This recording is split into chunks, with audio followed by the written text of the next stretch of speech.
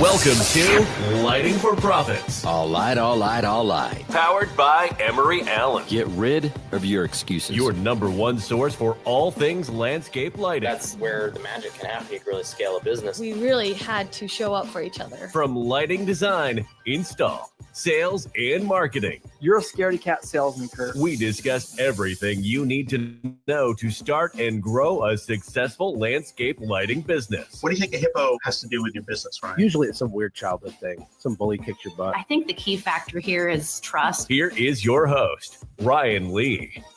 All right. Let's go. I'm so excited for this show, you guys. It's going to be a great one. I'm Ryan Lee, your host of Lighting for Profits, powered by Emery Allen. And this is such an amazing opportunity to get the opportunity to nerd out on all things lighting, all things business.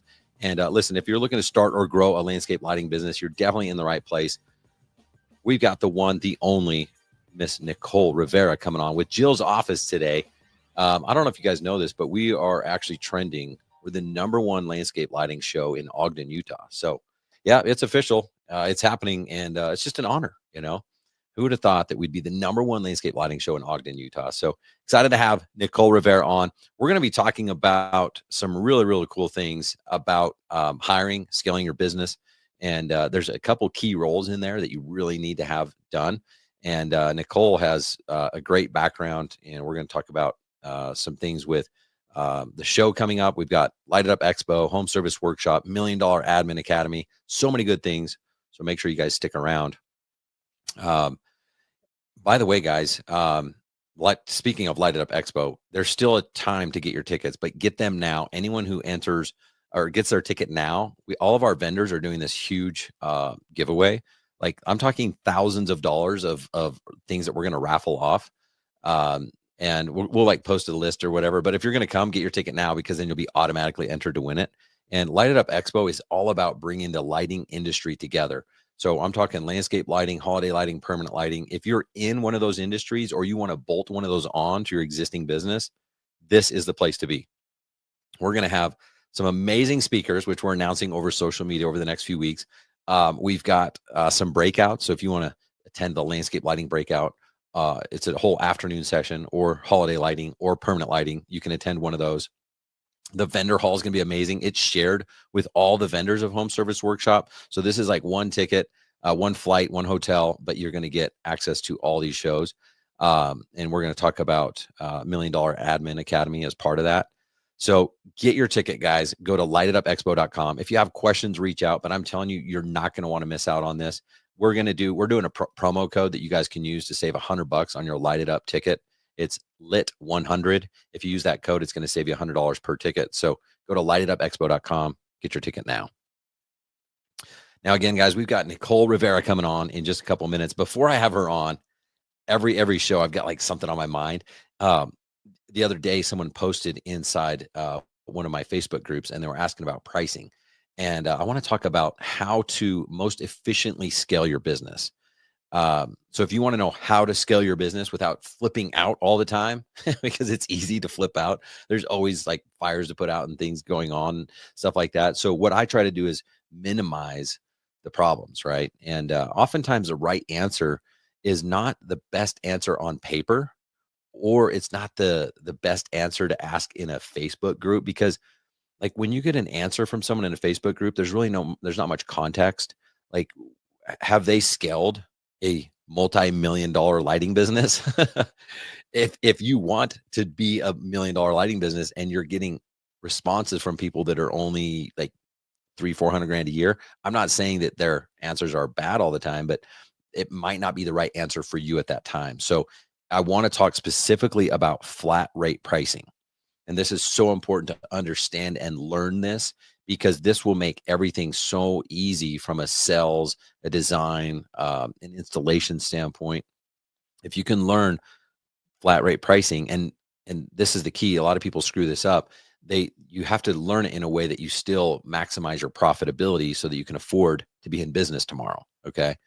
So make sure you understand where I'm coming from. Okay. There's a formula on paper where you should know every single penny of your business. You get like a super smart economist on my show, and he's probably going to tell you something different than what I'm going to tell you, but he's probably never scaled a multi-million-dollar lighting business. Okay. It's like sometimes these engineers design some really cool things, but they've never done the thing. That's what I'm talking about here. So take this for what it's worth, but this is what I know to be true. This is what I know that works. This isn't theory, because theory works on paper. It doesn't always work in the real world. So here's how flat rate pricing works, guys. You need to simplify your pricing so that when you get to a job, you can, within literally 5 to 10 minutes, put together pricing for a job. I'm talking even a $20,000 landscape lighting job. Like, I can do the pricing for that in under 10 minutes. And you can't do that if you don't have a flat rate pricing model. And when I say flat rate, I mean like you have these set prices for certain things that are just a flat rate. And the reason people are afraid to do this is because of the what ifs. Well, what if it costs more in material? What if it costs more in labor? Like, well, that's a valid concern. So let's talk about that. So when I go into a project, and let's say I talk about selling a project at $500 per light. Okay. Now, first of all, I would never tell a client, a homeowner, like $500 per light. And a lot of people do that because they think they're pre-qualifying, when really they're just scaring people off that could have been qualified to buy their lighting experience. So don't talk about price per light, because no one wants to buy a $500 light fixture. However, a lot of people will pay and be grateful to pay $15,000 to have a lighting experience, to have an awesome backyard transformation, to have their front yard when they drive up to their house every night feel like they're driving up to a resort. That's worth 15 grand every single night for the next 10 to 15 years. Of course it's worth that. But no one wants to buy a light at $500. Okay. And they don't understand that you have overhead, and you got transformer and wire and connectors, and you got trucks, and you got tools and equipment replacement costs and taxes. Like, they're not thinking that when they hear $500 a light. But here's how to protect yourself. Okay. And so let's say I say $500 per light. Well, the obvious thing, people go, well, that doesn't work. I mean, that might work for a spotlight, but that path light, and I got 6 of them on this project, they cost $50 more per fixture. And the way I see it, okay, and this is not this way that a pricing economist is going to see it, is I don't care. I have a flat rate price, and I'll tell you how to protect yourself in a minute on how to like go back and make sure that this number works for you. But I have a flat rate price. And what if it's 20 feet of wire per light instead of 10 feet? And what if? That's where people get hung up. And then they start taking all these notes, they go put the numbers in their computer, and then they lose the opportunity, because when they left, they took the emotion with them, and people buy an emotion. Okay. And so now you're sending an email to someone and it says $15,000. Like, that seems like a lot for lights. Okay. You need to sell these jobs in person and build emotion. And so when you do flat rate pricing, it allows you to scale. It allows you to be efficient with your process. So what I will do is I'll put some protection in place. So if you want, you could say, well, it's $500 a light, but every time I use this path light, I am going to charge $50 more per light. Or every time I go in that tree, I'm going to charge an extra $100 per light. Or every time I do a core drill, I'm going to do plus 150. Or every time I have a bigger property and it's like, man, these are longer wire runs, I'm going to do plus 500. But the point is, it's flat rate.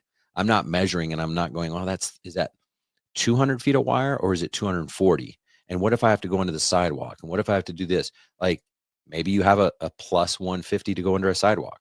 Okay. You want to come up with very simple operations here, so that not only you can remember it, but you can replace yourself, because you might have the ability to do all this stuff. But what happens when you go to hire a lighting designer and a salesperson to replace yourself? You need to make it so simple. So when I had my business, it was flat rate. I didn't care if it was a spotlight, path light, wash light. The only time it changed was when we had like a custom fixture. Every once in a while, it's like, oh, we're doing linear lighting or mailbox address or something like that. But I'm selling the job, closing the deal, getting the check. And I don't care what type of fixture it is. It's a flat rate price that I'll tell you how to go back and make sure that this number is going to work here in a minute. And I don't care how much wire it is. I don't care how many connections. I don't even really care how many transformers. We're not putting in transformers that are $1,500. Okay. These are like $150, $200 transformers. So when you go and do this, it's a flat rate price with some certain minimums. Okay. Minimum job's going to be $3,500. So if someone's got 4 lights and our flat rate price is 500, it's not 2,000, it's 3,500. Okay. The other thing is I'll have very few. I'm talking, so plus 150 for a core drill, plus 50 for a downlight. I wouldn't even charge to go under sidewalks and driveways because our team was so efficient. I had one guy that was, his whole job was to do downlights in trees. So if we got there and we had 10 in the trees, he would knock those out before lunch. Okay. If your company can't do that because it takes you 3 days to do that, you can't stick with my same numbers. So don't just use 500 a light and plus 50. Like, you're going to have to figure out your number for you, but come up with the number that makes sense for your business. Okay. So for me, it worked out because that guy was like knocking stuff out. I mean, he had the climbing gear, had the ropes, the harness, he had the ladder, he had everything going, right? Another guy would do the custom like core drilling stuff. And then another guy would be doing mostly trenching. So when you build your business, it's going to change. Right now, you might have to do plus 500 for something that later on you might only have to charge $50 for in the future because of economies of scale, and you get faster and better at it. Okay. So come up with your variables. Like, I'm talking no more than like 5 variables. Okay. So mine were like plus 500 for long wire runs, typically like larger estates or HOAs. We'd have plus 150 for core drill, plus 50 for downlight. And I think that's it. There might've been 1 or 2 others, but that way I could sit in my truck, stare at the front of the house and be like, okay, 1, 2, 3, 4, 5. I got 20 lights. Okay. 20 lights times 500. That's 10,000. Plus I got 2 core drills and they're plus 150 each. So that's 300. I've got 2 downlight, or let's say 3 downlights out of the tree. That's another plus 150. So that's 450 on top of the 10. It's 10,450. I just did that in my head, like in under a minute. Okay. This is how you scale your business. Now, I want to also help you understand that, like, if you just do this without double checking the numbers, you could be hurting yourself. So what you got to do is calculate your daily overhead and figure out how much it costs you to run your business.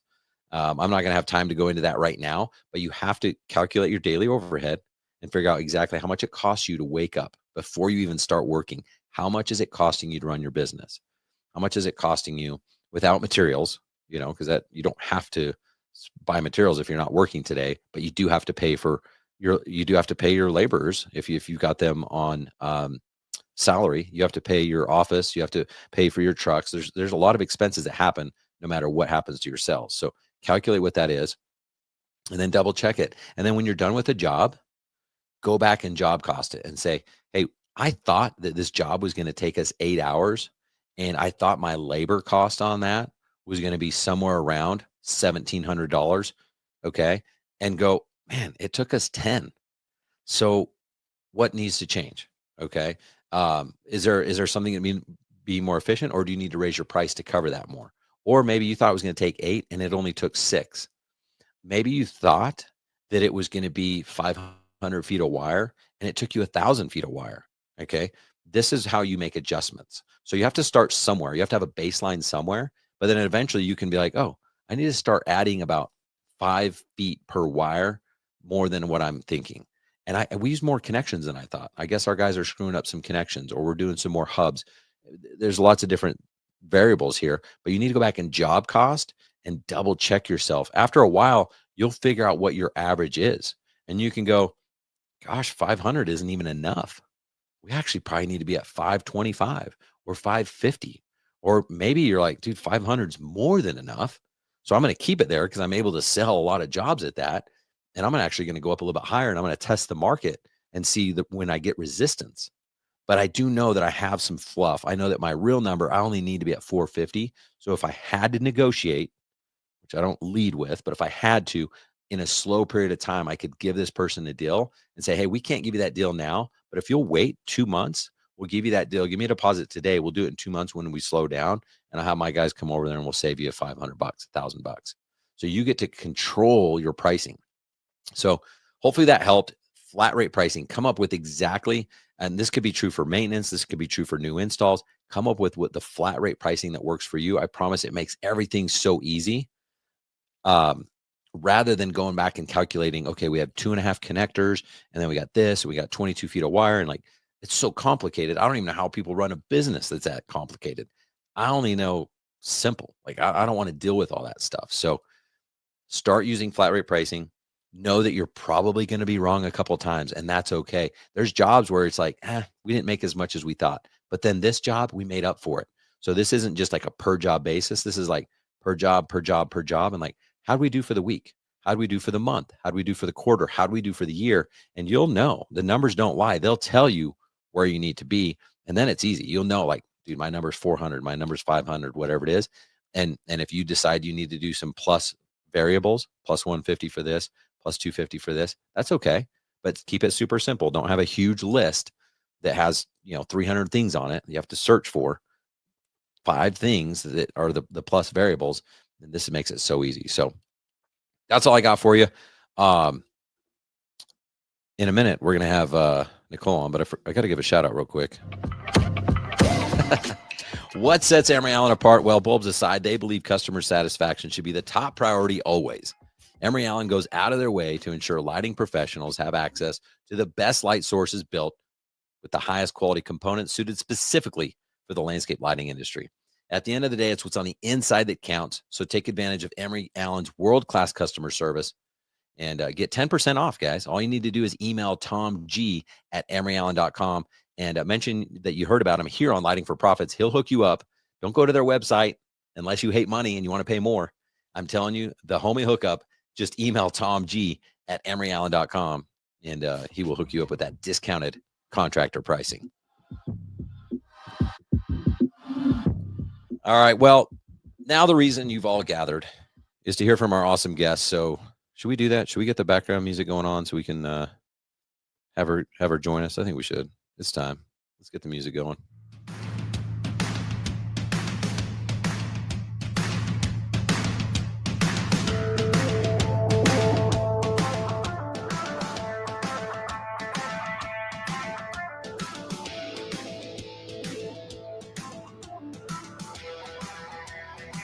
All right, welcome to the show, Miss Nicole Rivera. What's up, Nicole? Hey, Ryan. I feel like I just walked out on a red carpet. You did so. Yes. That was awesome. That's what we want. Listen, I hate just boring stuff. Yeah. So we want to, like, if you're going to learn, you might as well do it in style. So I'm glad you felt that way. That's what we're going for. Yeah, I'm excited. Yeah, I'm excited to have you. This is we did a video, we did a live the other day on your podcast. So now it's time to return the favor. Yeah. Do me a favor real quick. Just introduce yourself to those that don't know who Nicole Rivera is. Yeah. So my name is Nicole. I actually live in Utah, same state as Ryan. So we're neighbors by about an hour. Let's go. I work full time at Jill's office. I've been here for almost a decade now. Did a lot of years in HR and now in sales and marketing. And so we're just really passionate about helping business owners, to grow, helping to delegate their phones away from the owners answering all their calls and booking their own jobs and actually growing their businesses. So we handle phone calls and phone management for all of our clients. And then my husband and I started our residential cleaning company a couple years ago. And that was kind of an exciting new venture to start off with. All the knowledge I've learned from a lot of the shows that I've been to being at Jill's office, a lot of the clients that I've got to know over the years, literally thousands of business owners I've talked to about their businesses, ins and outs. I learned so much. And so, I'm excited to share everything that I know about Jill's office, about our cleaning company, and about some other extra stuff too. So. Oh, sweet. Extra stuff. I love that. Well, I definitely want to talk about all the extra stuff. I want to talk about Jill's office because I've had several clients use your services. And I think back to when I was starting my business, I had no idea. I mean, I don't even know when Jill's office started, to be honest, but had to have been an answering service or something available at the time. I just had no clue. So I thought I was supposed to just do that. And I kind of took a lot of pride as an entrepreneur being like busy. I'm like, I answer the phone. I do the marketing. I do the bills. I do the installs. Like at first I thought just that's what an entrepreneur is supposed to do. But man, it's like a wake up call when you go to events and conferences and you're like, wait, Jill's office is a thing? Wait, you guys do this? It's so cool. Oh man, what you're talking about too, that my first business was a retail brick and mortar business back in 2010. And I did pride myself on doing everything. I'm like, look at all these hats I'm wearing. I do the register. I did everything. That business did close down after 6 years. That's when I found Jill's office. And I just thought that was the way to do it. Like you said, like the owner does everything because nobody knows how to do it better than me.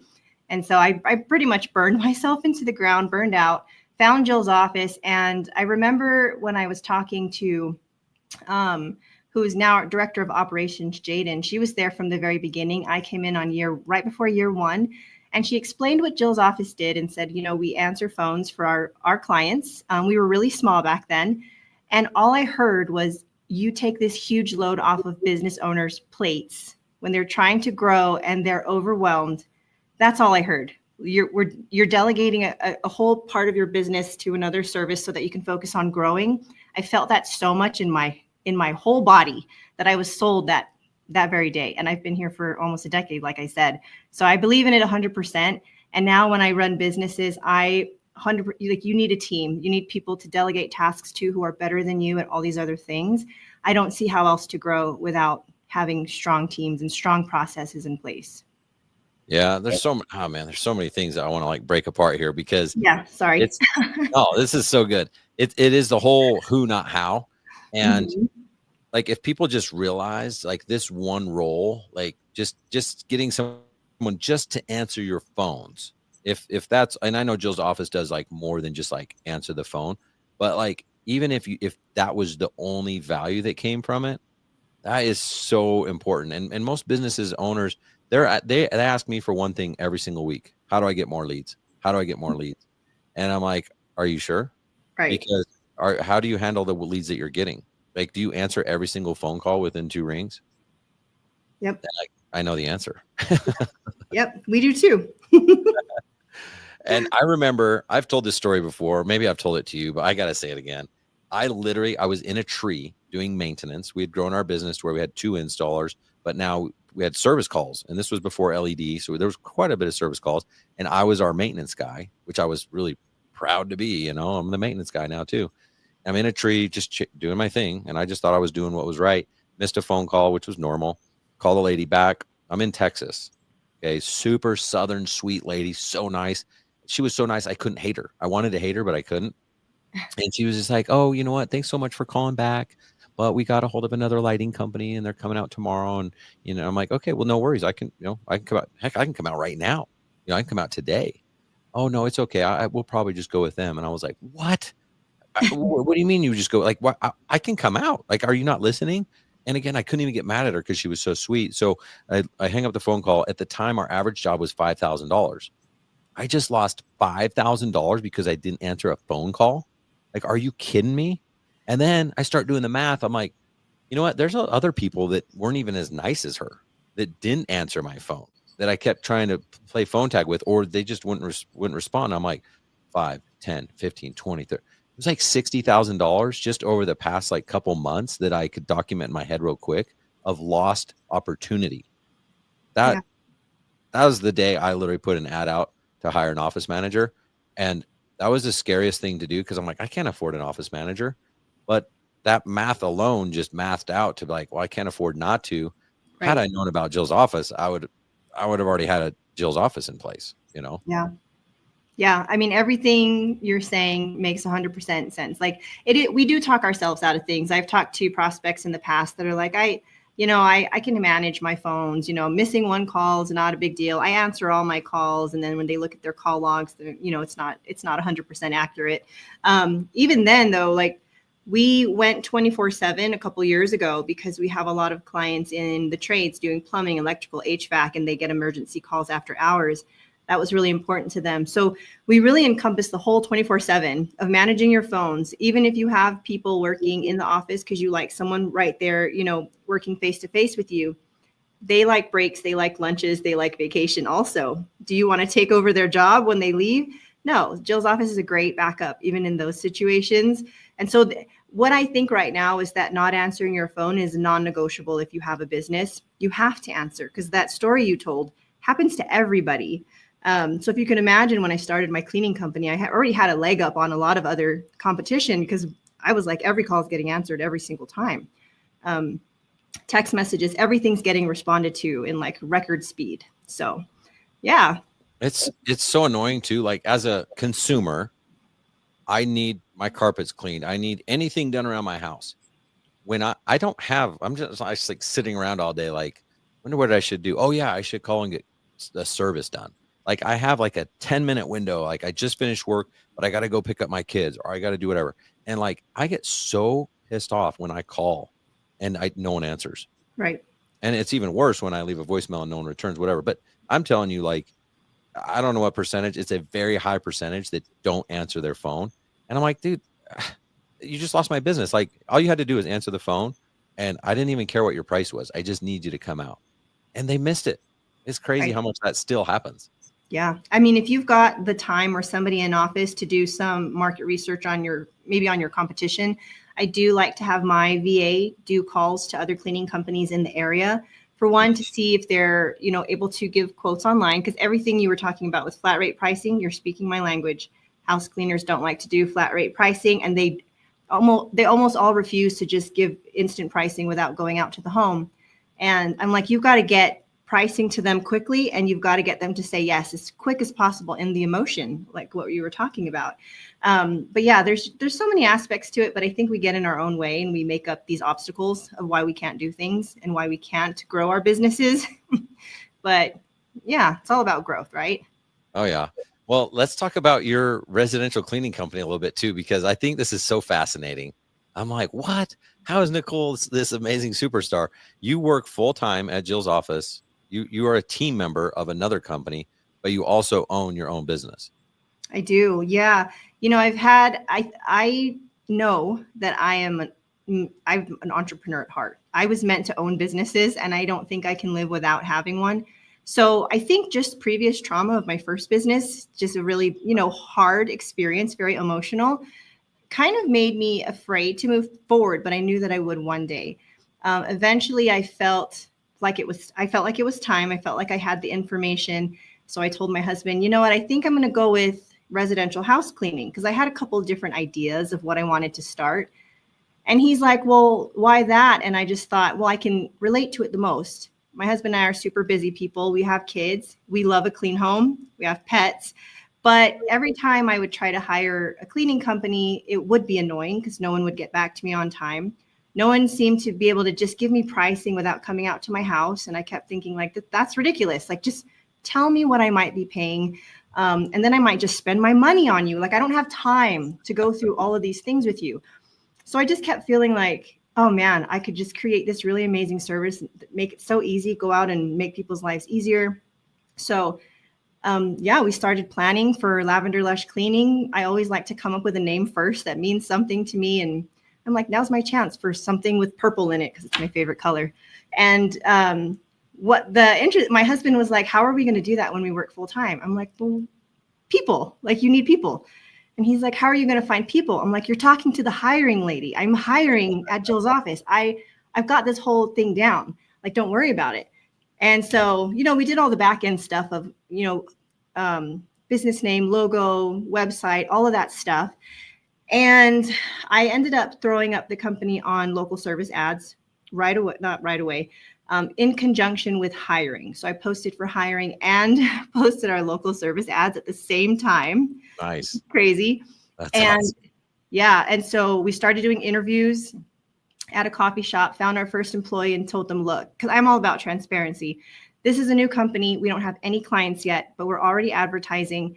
So it's going to be kind of slow to start with jobs for you. And then it'll pick up from there. Like, are you okay with that? Are you okay with the way we have the pay structured? And you just got to find the right person that's able to do those things in that moment. And she was. And then I think it was a couple of days later, I got my first client. That was exciting. And they're still a client. We're 3 years old now, and she's still our client every 2 weeks. Awesome. Yeah. And so it just kind of grew from there. I think 2 weeks after she started, we hired 2 more people. 6 months later, I hired an office person. And then about 6 months after that, I hired a GM. I might do some of these things in different orders if I were to do it again, but it worked for us. It was more about moving fast when we knew we needed something instead of sitting on it too long. And so it definitely is hard to juggle all our time and things like that. But it helps when you have really strong people in play. So. Right. So what was the timeline of that? You had your GM. How fast? We're 3 years old, and about a year and a half, about a year. I can't remember the exact date. I had an office person in first to be like a face in the office. They came in about 6 months into the business. And then I want to say about 6 months later, I brought in our GM. Yeah. Okay. So you're a freaking genius, because I'm telling you, I work with, you probably know more business owners than me, but I work with hundreds, and I'm just telling you, these people are doing like millions of dollars a year. Not all of them, but there is a path to success, and you have it figured out. Like, it's all about people. And most people start their business not knowing or thinking that. Like in the lighting world, especially, like we're like designers and artists, and like we're about like creating this experience and stuff like that. And we get so hung up in that we forget that, like, wait, this is a business. Like, we need people to replace us. Like, we should just be like the visionary and maybe going and doing like the big sales, but we shouldn't be doing everything. So the fact that you like built that team within a couple of years is epic. That's amazing. Thanks. Yeah, it's. I mean, I've had struggles too. We've gone through hard moments, learning experiences, but we definitely went into it with the mindset of, well, for one, we can't be the cleaners. We can't even work in the office. We can't answer the phones. So what do? There's no way to do it without people and processes in place. And so that was our focus from day one. So obviously a lot of our revenue goes to payroll. We're payroll heavy because of people. But that's kind of what the idea was. I was challenged to see if I could start a cleaning company that wasn't using 1099, contractors to go in and clean. I really wanted a team that wore uniforms, that knew our core values, to really build brand recognition. I feel like that was what I was wanting. So W-2 employees. And that was kind of the focus from the beginning. And yeah, it's been great. We're still learning. Like, I'm really happy with the business, but I always feel an itch to start something new. I keep a notebook for new ideas. Nice. Anybody that knows me, I have to put it down. Otherwise it sticks in my head and I can't focus. So yeah. What's been like the most challenging thing about building that business up until now? Well, the silly answer is vacuums. I mean, if you own a cleaning company, vacuums are like the bane of your existence. They break, they burn out, your employees, they want something light that can move around a lot. So, which means you can't really do heavy duty commercial ones, but that's kind of surface level. I don't deal with the vacuums anymore. My team is so amazing at taking them apart and Frankensteining pieces together to create a whole new vacuum. What's the go-to right now? If you're going to go buy a new vacuum, which one do you go with? They love the Shark. What is that? That Shark vacuum. It moves. It's really, really light. It's like the ball head on it. Yeah, no, not those Dysons. But the thing is, it doesn't tangle any hair. And I don't want my staff to have to cut out hair from, it keeps things a lot cleaner. And we do like to ask clients sometimes if they have a vacuum that they prefer that we use, especially like, if they have pets and things like that. Sometimes there's so much hair. So there's some of those little things that you feel like you have to make decisions about. And then eventually, like my whole thing is like, if I'm thinking about it and trying to make a decision, can I just give that to somebody else? Like, can my GM just decide what vacuum to buy? Do I have to look at the vacuums? Do I have to approve it? Like, do I trust her? Because if I hired her and I don't trust her, what was the whole point? So you got to trust your people to make decisions. And I know she's not going to buy 20 vacuums when we don't need them. She's going to buy what we need, and she's going to look for the best price and the ones that work, right? So I don't need to oversee that.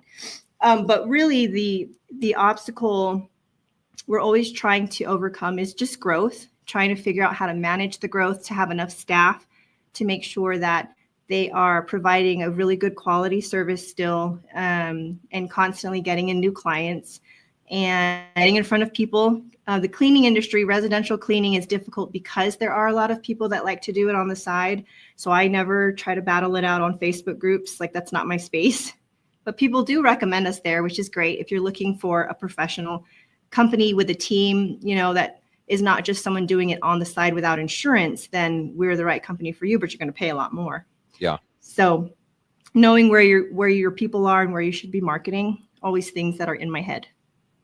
Yeah, very cool. You mentioned you might do it in a different order next time, the growth. If you were to start a new cleaning company, and we go into business and we're going to start a business in Nebraska, who would you hire first? So what I didn't mention is I also have a VA. I think I would have my VA really early on. And if I can figure out how to do it, I would have a GM even earlier, someone to run things and start the hiring from the get-go rather than myself.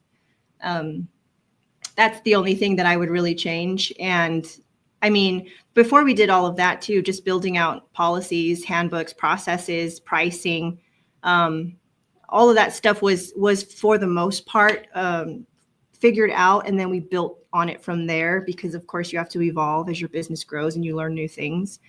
So that's kind of the order. Somebody had told me before, if they were to start businesses again, they would hire a GM from the beginning. And so that kind of stuck with me, and I can see how that would help a ton, because their main focus is their job, where you're looking at like growth and how do I expand and how do I get more customers. You can have somebody in office really quickly focused, like more hyper-focused on internal things. That's such a good answer. And it's amazing because I think this is like the number one common denominator that entrepreneurs, we all struggle with, is like, we're not good managers. We're not naturally good at recruiting and hiring and training and dealing with personalities. Like, we just want to go like make tons of money, and here's the vision, and here, like, I can go sell anything. And like, why not just recognize that? Why not just own it and be like, there are people that actually love what we hate. They would love to get in there and start building systems and managing people and putting structure into place. Like, it's just genius. Thanks. Yeah. I mean, our GM is amazing. You have somebody who loves to manage the team and loves the people, because what we did realize, that's one of the reasons why I would go with the GM really early, because your people need loving on in their own ways. You know, they need to know that you care. They have, different personality types. Someone needs to understand that and needs to make sure that their job satisfaction is high. And if you're not able to be in their day-to-day, checking in on people, making sure that they have what they need, that's when people start to feel like another number. You hear that all the time. I was just another number. No one cared about me. And I don't think that it's just being in HR for so long, I don't think that that's true at companies. I think that the focus it's just unfocused, I guess I should say. Everybody cares about people, but if you're not focusing on it, then the people in that group don't feel cared about. So you need someone whose job is to focus on those people. And that's cool. That's what's really made a huge difference with the team. So how much time are you spending on that business now? Like, I was going to ask you, you've got all this HR experience with Jill's office.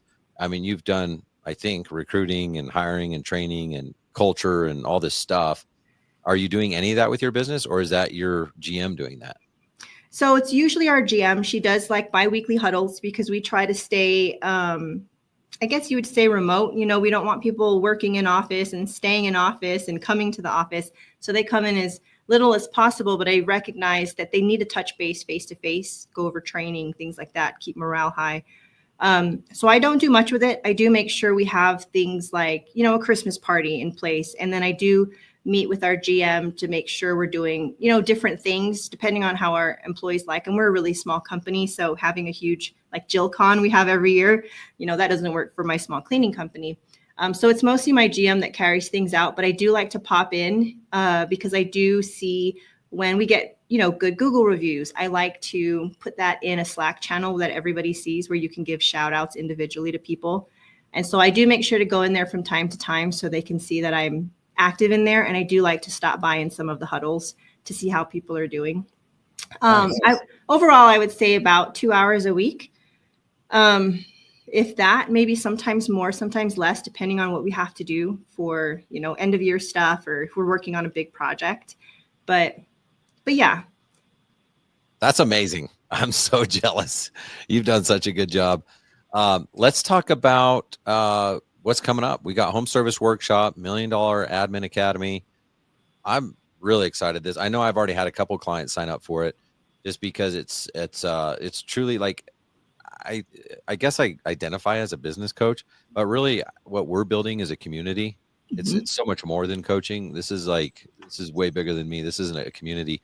And the thing is, like, information or tactics only gets you so much. You need to build a team. You need partners. You need resources. And so when I heard what you guys were doing, I'm like, dude, everyone needs to go to $1 million admin academy, or they need, like, if I didn't have an office manager right now and I wanted one, I would hire one right now and send them to your boot camp to be like, okay, this is day one training. Yeah.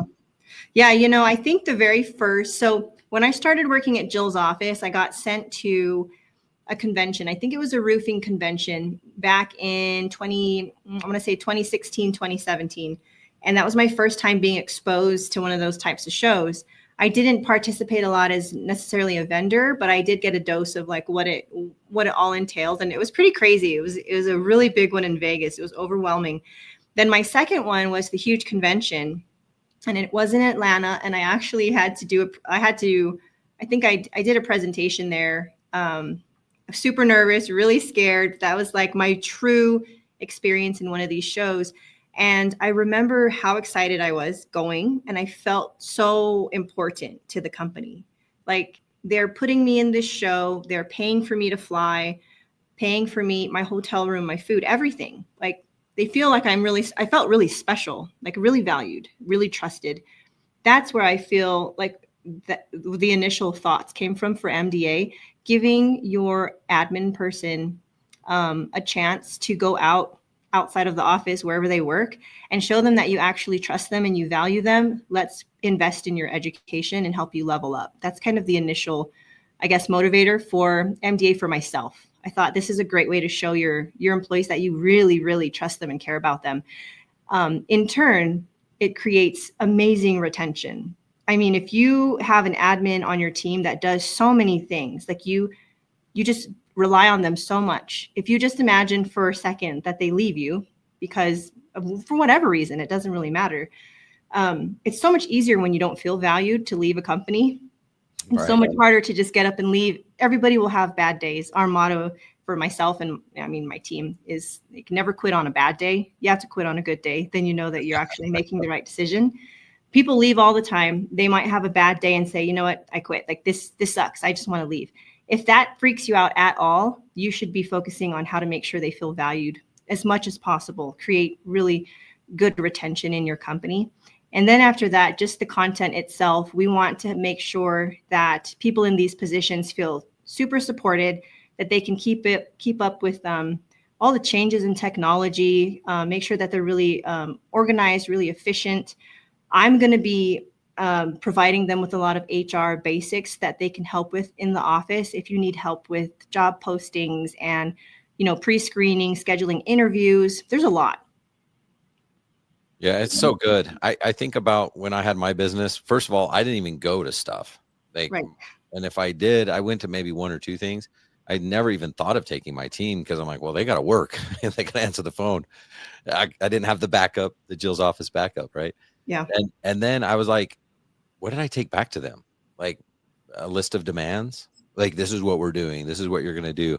Like, no, that's not how it is. Like when you bring your team, like you said, it's such an investment in them. And just imagine from their position, like how that would feel. You went through that personally. It's like, man, this is so cool. I'm part of this company. Like I'm an integral part, and this is a career, not a job now. Like in 9 months, when I have that bad day, I'm not going to quit. I might threaten to quit. I might quit for the day and then come back the next day and be like, just having a bad day. Well, what you pointed out too about going as an owner and bringing all of that information back is overwhelming for your team. It can be really frustrating. You created absolutely zero buy-in, but how much of it do you actually remember to bring back to your team? It's really hard to retain all that information. When you bring a team member that you're paying to come to these things, their sole focus is their job and they want to absorb all of this information. I have been in that situation where I'm going to shows and I'm documenting everything that I can and creating a plan. So when I get back, I know exactly what I'm going to do. It's hard to do that as an owner. You're networking, you're talking to other people, you're hopping between different things. You might be working on some business stuff while you're there also. And so having someone from your team there, it's a huge game changer. It helps you out so much. Yeah, I think it's that's why I like that we're doing this together, because if you're an owner and you're like going to go to one of the shows, let's just say hypothetically, Light It Up. But it honestly doesn't matter. If you're going to Sales Boost, you're going to ResponsiCon, going to whatever, like bring your admin, bring your office manager, send them to this. I was just looking up the pricing. Is that a typo? It's only $300, $299. No, that's right. It's only $299. It's not hard at all. It's, it's going to be amazing. So much value. And we're just there to build, we want to make sure admins feel community also. We want to see a room full of people in a position that handles all of these administrative tasks. And we want them to feel very supported, and we want them to go back to your business later and just on fire to roll out all these things and just so excited to help grow your business. Yeah, I love it. And again, it's their job as an owner. Let's face it, sometimes we go to these things as kind of a vacation. We're there to learn, and stuff like that. But we have different intentions than someone who's like getting paid to be there for sure. Oh, yeah. Yeah. And I mean, Light It Up Expo, I can't be in your show, and I really want to be, which is why I'm bringing somebody to be in your show and to get everything that they can out of it, because I'm sure yours is going to be fantastic. I can't wait. I mean, this is the first time, and normally I would be nervous, but like I've done a lot of things for my first time, so I don't even care. I'm excited because it's not my first time doing a show. It's not my first time doing trainings. This one's going to be epic because we've learned a lot over the past 4 or 5 years I've been doing this. This is just, oh my gosh, it's going to be so huge because we're bringing together all these outdoor lighting industries and bringing them as one. And then just the opportunity to network with these other shows. I mean, there's going to be people that are going to $1 Million Admin that weren't going to go to Light It Up or Sales Boost or Responsicon, whatever it is. There's going to be a lot of opportunities at this show for all of us. Yeah, I think so too. Then the networking opportunities themselves are 100% worth it, even without the shows. Just being in a building with all of the people that will be there. Honestly, that's like what I say where I've learned so much information about starting a business was from talking to so many people at these shows, including people there like yourself. Like I met Kurt at a show from Responsibid. I've met so many people and like really valuable relationships. And now you have someone that you can lean on if you are looking for, accurate information. Because again, like you said earlier about pricing, I do see people all the time in Facebook pages asking, how do you price things?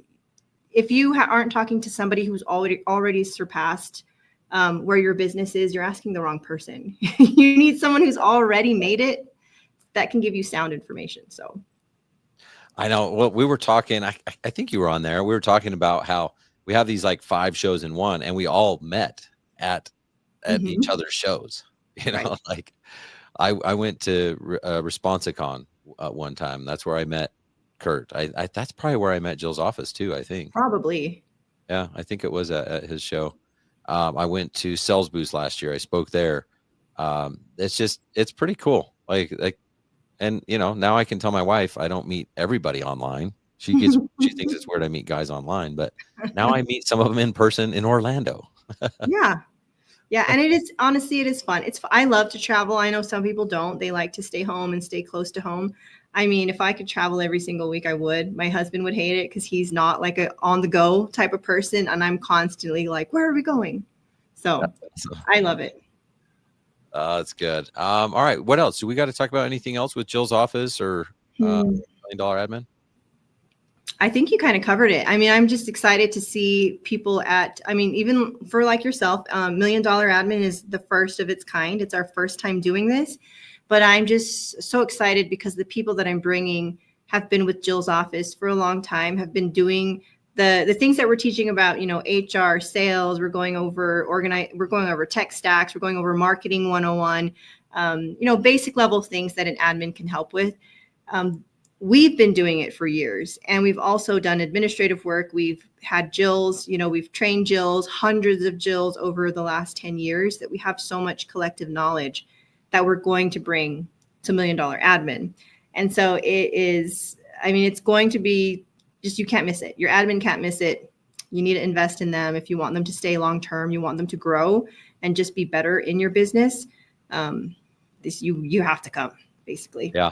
You can't not come. I love it. There's so many good things that come from it. And I think the fact that you're teaching just like, no, this is what we do. This is what we did. This is what we do. It's not theory.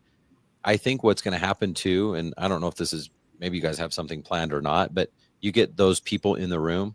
Now they have their community. own, they have their own community. And so like they get back and they're like, hey, did you try to implement what Nicole was talking about? Am I doing this wrong? Like, Yeah. I'm struggling here. And, they call the other person like, yeah, it worked for me. Did it? What'd you do? And they're going to find out like where the crack is. And like, it's going to be an opportunity for them to have their own networking opportunity instead of them being like, my old office manager, she had, I don't know how she stayed so long. Like we didn't show her like this career ladder or anything, like, and it was just like in the back of the warehouse in this small office, there was no community. And I'm thinking, Right. oh my gosh, that poor lady, like we could have been so much better to her, Yeah, I mean, you learn from those situations too. But our goal was to have a community. So we're going to build a group so that they can lean back on each other and ask questions and see maybe how somebody else in the group implemented something that they learned. Because there are going to be, everybody's going to have different maybe job duties at each business. So we want to try to tailor it as much as we can. Some people might be dealing with payroll while other admins don't do anything with payroll, things like that. Whew, good thing I muted that sneeze. No, that's gonna be awesome. I think it's really good. So, all right, guys, if you have not yet, go to homeserviceworkshop.com. There you can see, it's like choose your show. If you want to just go to $1 Million Admin Academy, you can do that. And that's the thing. Even if you're going to make an excuse and be like, I don't like to travel, I don't want to go, you could just send your office manager. You could just send your admin. Like, there's so many options. That's why I like this opportunity. Is like, you could bring your whole team. We have people doing that. They're bringing their whole team, and like someone's going to $1 Million Admin, someone's going to Sales Boost, someone's going to Light It Up. Even within Light It Up, someone's going to go to the landscape lighting breakout. Someone's going to go to the permanent. So this show can be whatever you want it to be, and that's kind of the magic behind it. So go get your tickets, guys. Don't wait. Don't wait. Yeah, and if you're like me and you can't make up your mind, the show hopper is amazing. I think it's like, what is it, 1,500? Yeah. You can literally just hop around. I'm a hopper. I would love to hop around to different shows. And I know my brain will say squirrel and then I'll go to another show. And so if you're like me, that's a really great option too, so that you can kind of, visit with each one. And isn't it right outside of Universal Studios? It's like literally right outside. Yeah, So if you it's want at to the make a entrance. vacation with the family or just yourself, I know. really good opportunity to have some fun. Well, I'm glad you actually brought up the show hopper. I forget about it, but like we used to sell last year, I sold landscape lighting live tickets for $1,800. That was just one show. Yeah. And I forget because, you hear like your show's only $299, mine's $400. So $1,500 like almost sounds expensive when you compare it to the $299, the $400. But I'm telling you guys, $1,500 is an epic value. You can just go to all the shows and you get, I don't know, do you get the recordings for that? I can't remember, but Yes. Mm-hmm. yeah, that's an amazing value. It sounds like a lot when you compare it to like the $299 that you guys are charging, but I'm telling you, that's not a lot to go to 4 or 5 different shows and hang out all week. Right. Lunch every day. That's an amazing deal. All right. Well, Nicole, thank you so much for coming on here. Thanks for taking time out of your day. Congratulations on your success as a business owner yourself. That's freaking amazing. And congrats on your success at Jill's office too. It's cool to get to know you better and look forward to hanging out with you in Orlando. Same. I'm really excited. Okay, guys, go get your tickets now. Don't wait. If you have questions, reach out. Oh, and if you want to get in touch with Nicole or Jill's office, what's the best way to do that? The best way would be to send us an email. You can email us at, let's do sales@jillsoffice.com. I think that would be the best one to get routed to me. And you can also give us a call. Let me see if I remember our phone number off the top of my head. 385-393-1122. When you work somewhere for 10 years almost, it's ingrained like my grandma's phone number now. So, yep, you can do that. You can send me an email. We can do a discovery call if you have any questions. I'm happy to help. Yeah, Nicole's a wealth of knowledge, not just for answering the phone. I mean, this is way bigger than that. This is literally building culture and hiring and training and all this stuff. But I should say this, Jill's office is an excellent resource. Even if you have an office manager, like you said, like, well, what happens at 5 o'clock when everyone leaves? And a lot of people that are wealthy, they work till 5 o'clock, so they'll get home at 6 o'clock and want to call and get appointments and stuff like that. And you probably have a form on your website or whatever, but people are still calling, leaving messages. So even if it's an overflow, even if it's a backup to a backup, Jill's office has so many different options. They'll build a custom plan for you. So reach out, sales@jillsoffice.com, Yes. or the phone number that you said. 385-393-1122. Okay. All right. Let's measure the call volume and the emails. Let's see what happens, guys. Reach out to Nicole. I'll see everyone in Orlando. Looking forward to hanging out. Thanks, guys. Hey, guys. See you next month. Let's go.